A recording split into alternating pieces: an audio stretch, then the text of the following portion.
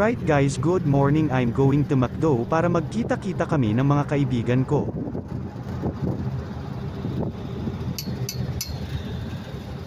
At yun na nga ay nakababa na ako at nakita ko si Jose Zale Concan. Please follow niyo po siya sa kanyang page, at inaantay pa namin si Jethro para bumiyahi papunta sa aming fishing spot. At dumating na rin si Jethro, papunta na kami sa spot.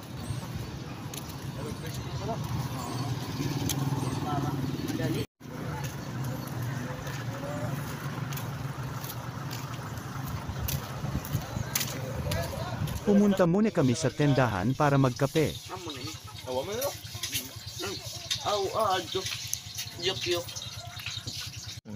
Dapat iyak ang lupyat. 8 gram sa atin, Lord. So, hello guys, good morning, what's up? Andito po kami ngayon sa aming fishing spot. Yan si Kuya. Yan, ang bagong fishing spot. Pero pangalawang punta ko na po dito. Nung una kasama ko po si Stephen.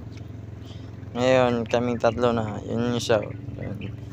Sino Madiko Fishing. Yung bagong friends. Yan. At yun na nga ay pumunta na kami sa aming fishing spot. Nakailang cast ako pero wala pa rin kumakagat.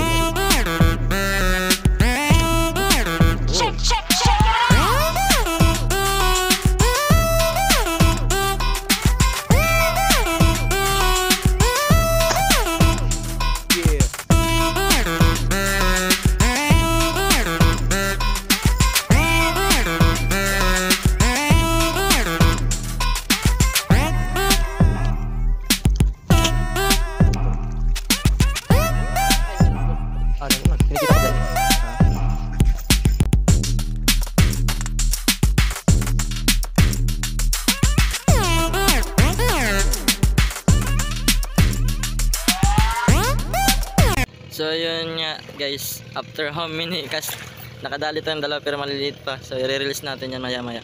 Yan. Kala ko masisero na kami pero bigla kaming nakahuli ng grouper na isda, at si Jahazale naman ay nakahuli rin ng isang barracuda na isda. Dahil wala na kaming time, umuwi na kami kasi may kanya-kanya pa kaming gagawin at may trabaho. Maraming salamat sa panunood.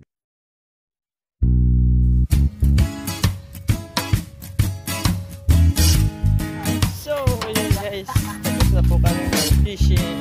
Pauwi na po kami ngayon at hindi kami na zero.